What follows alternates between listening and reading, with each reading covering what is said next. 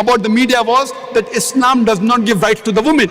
Do you know, out of those people accepting Islam, including in America and Europe, out of those non-Muslims accepting Islam, 2/3 are women. If Islam degrades the woman, then why do these American women, why are these European women accepting Islam? Why? The media is saying that Islam degrades the woman, then why are these American and European women accepting Islam? Because Islam has the solution to the problem of womankind, especially the womankind. They find security in Islam. You know Yuan Dudley, she had gone to Afghanistan to spy on the Taliban. She was arrested for 7 days. She comes back. She's so much impressed. Time does not permit me to speak about details. Many of you may be aware. She reads the Quran and she accepts Islam. People ask her that, how did the Taliban treat you? They treated me like a guest. The amount of respect they gave her, the amount of modest behavior it was, it changed her heart. And mashallah, today she is wearing a hijab, she lives in London. A British reporter sent to write against the Muslims accepts Islam, alhamdulillah.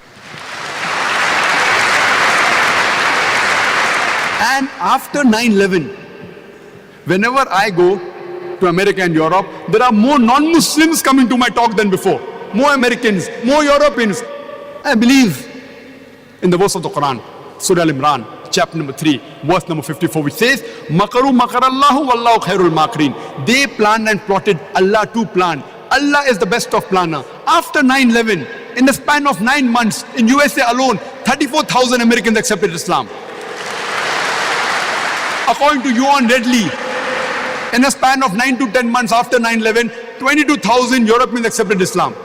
The more they're attacking Islam, the more Islam is rising. Not because we are doing our job. Wallah, we aren't doing our job. You and I are not doing the job. Allah gives a promise in the Quran in no less than 3 different places. In Surah Saf, chapter number 61, verse number 9. In Surah Tawbah, chapter number 9, verse number 33.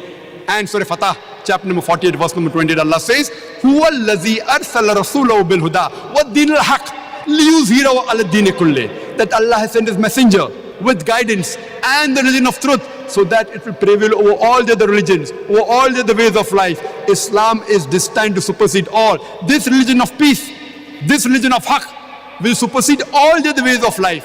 And enough is Allah as a witness. However much the non-Muslim don't like it, however much the mushrik don't like it, Islam is destined to supersede all. Allah does not require you and me the rubbish that we are. Allah doesn't require you and me. Allah is sufficient to make His deen prevail. He is giving us an opportunity to do a prophet's job and to earn a prophet's reward. He is giving us an opportunity to dawah. This religion is going to prevail. This deen al haq, this deen of truth, this religion of peace is bound to prevail. And a very good statement was given by Adam Pearson. He says that people worry that one day nuclear weaponry will fall in the hands of the Arabs. They fail to realize that the Islamic bomb has already been dropped. It fell the day Prophet Muhammad, peace be upon him, was born.